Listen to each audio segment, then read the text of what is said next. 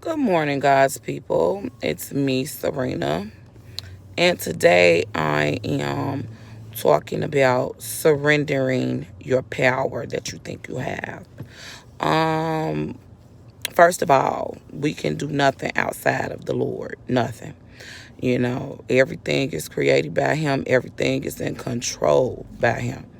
And sometimes we can get so engulfed in our adventures or our circumstances, situations that we may come upon in our life, and somehow we feel like we're in control.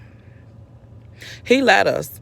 He let us dwell in thinking that we are in control. He let us do what we want to do. He gave us freedom of choice.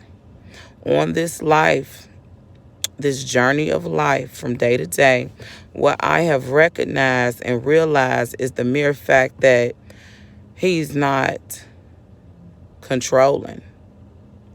He's not manipulative, conniving, or deceitful. He's not going to overstep your decision. However, when you doing things that you really having a difficult time doing, or you just in a don't know, you need to go ahead and ask Him to pour out wisdom, because He give it liberally. And He didn't just say wisdom about a particular thing. He said, if any man lacks wisdom, ask. Okay?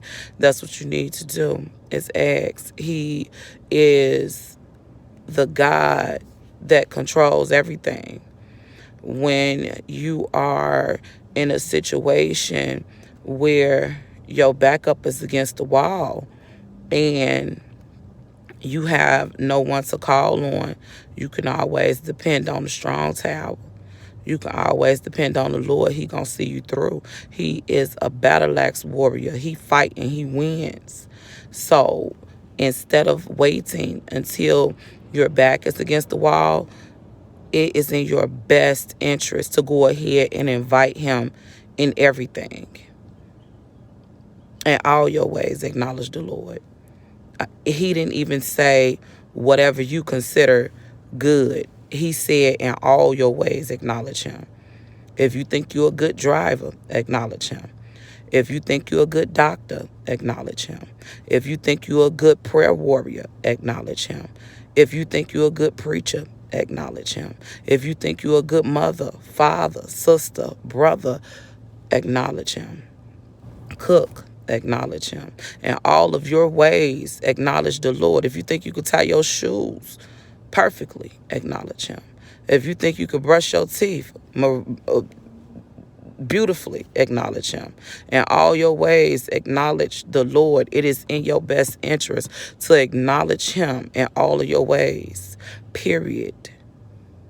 Because if you acknowledge Him in your ways and you don't know what to do, it's okay. It's okay that you don't know what to do when you acknowledging Him. He does. He knows what to do, because He's a God that's in control. He see things that you don't see. He knew your end from your beginning. He knew your beginning from before the foundation of the world. He knew who your mother and father was going to be before you even was put in your mother's stomach. Acknowledge Him. It's in your best interest. He is a God that will fight. He is a God that will uplift. He is a God that will pour wisdom, peace, love, understanding. You will walk around and think, why do all these people want to just talk to me and bless me like this? That's because they trying to see how you move and how you move. How you going through what you going through and it ain't affecting you. How you just keeping your head above. How you just focusing on the good and not dwelling on the bad. How you overcoming situations and circumstances and it don't even look like nothing happened to you. People looking at the circumstance, but they not looking at that prayer life.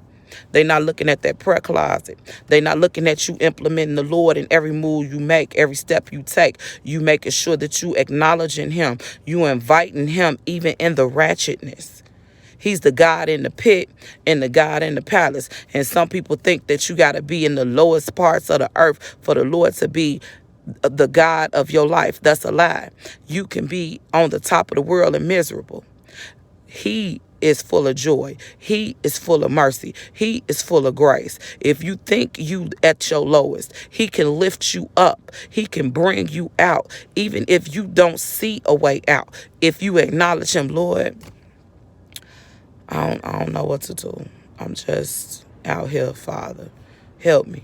Help me the way you see that I need help. And he gonna come through like a rushing wind. That's how his Holy Spirit move. It moves upon the earth like a rushing wind. I don't have to be at the hospital to declare and decree healness over my loved ones. I don't have to be in the same city to declare and decree healness over my loved ones, over my friends, family, foes. Pray for your enemies.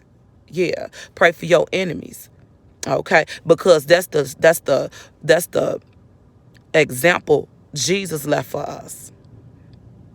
He said when he was hung up upon that cross, he said, Father, forgive them, for they know not what they do.